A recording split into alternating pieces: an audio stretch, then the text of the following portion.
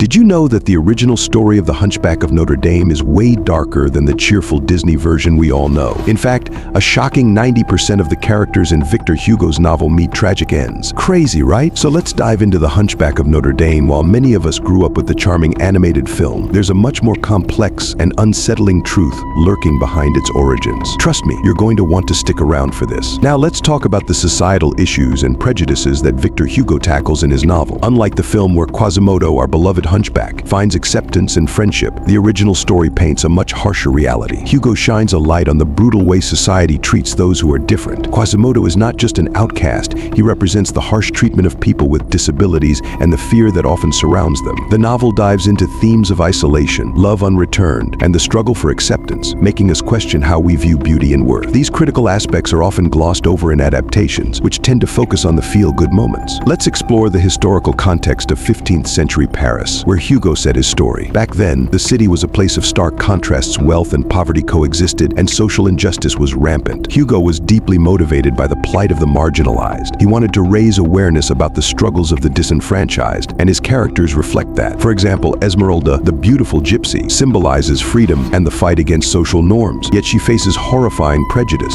This story isn't just fiction, it's a commentary on the social issues of Hugo's time, such as discrimination, injustice, and the fight for social justice that still resonate today. It's eye-opening to think about how much deeper this narrative goes when we look past the surface of the animated film. Now let's get to the climax of the story, which is absolutely shocking. In the original tale, instead of living happily ever after, Quasimodo's fate is tragic. After a series of events filled with betrayal and heartbreak, he ends up grieving over Esmeralda's death. In a devastating twist, he takes her body and isolates himself in the cathedral, unable to cope with the loss. This ending emphasizes the stark contrast between the hopeful Disney finale and Hugo's grim resolution. It's a powerful reminder of the harsh realities faced by those who are different and the consequences of a society that ostracizes them. So to wrap it all up, the key differences between Hugo's original story and the adaptations are huge. The depth of Hugo's message about social justice, acceptance, and the often grim realities of life is something we can't overlook. While the Disney version gives us a warm, fuzzy feeling, it's important to recognize the darker themes that truly reflect the human experience. What do you think about the differences between the original story and its adaptations? Do you prefer the happy ending, or do you think Hugo's version is more impactful? Drop your thoughts in the comments below. And hey, if you're interested in more literary analyses like this, don't forget to check out our next video. Let me know in the comments, and make sure to subscribe for more in-depth literary discussions.